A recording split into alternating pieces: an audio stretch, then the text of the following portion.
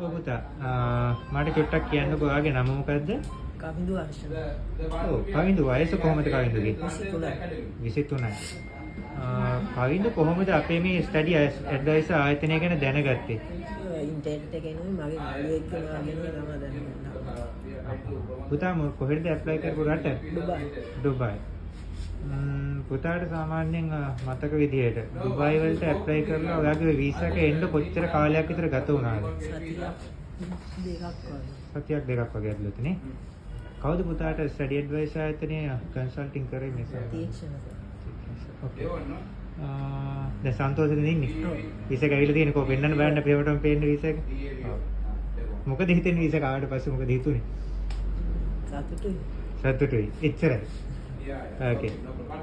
හොඳයි පුතා දැන් ස්ටඩි ඇඩ්වයිසර් ආයතනයෙන් අපි ගොඩාක් ළමයි මේ වෙනකොට අධ්‍යාපනය සඳහා අපි රටවලට යොමු කරලා තියෙනවා. එතකොට ඔයාට අපි දුන්න සේවාව ගැන ඔයාට මොකද්ද තියෙන අදහස ආයතනයේ අපි දුන්න සේවාව ගැන? හොඳ සර්විස් එකක් හම්බුණා. ඒ වගේම තීක්ෂණ හැමදේම හදලා. ඕකේ. හොඳයි. මම මෙහෙම ඇහුවොත් ඔයාට දැන් වීසා එකක් හම්බෙලා තියෙන්නේ ඩුබායි වලට යන්න ඉන්නේ තව ලබන සතිය වෙනකොට. එතකොට මොකද්ද ඔයාගේ පණිවිඩය ඉස්සරහට අපේ ආයතනයට එන අයට ඔයා මොකද්ද කියන්නේ? විදේශීය අධ්‍යාපනයක් හදාගන්න මේ ස්ටඩි ඇඩ්වයිසර් එකට හම්බෙන්න කියලා තමයි කියන්නේ. ඔව් සම්පූර්ණ කතාව පුරාම සාමාන්‍යයෙන් hina වෙනවා දකින්න හම්බුන්නේ නැහැ. කවින්දු වැඩි hina වෙන කෙනෙක් නෙමෙයිද?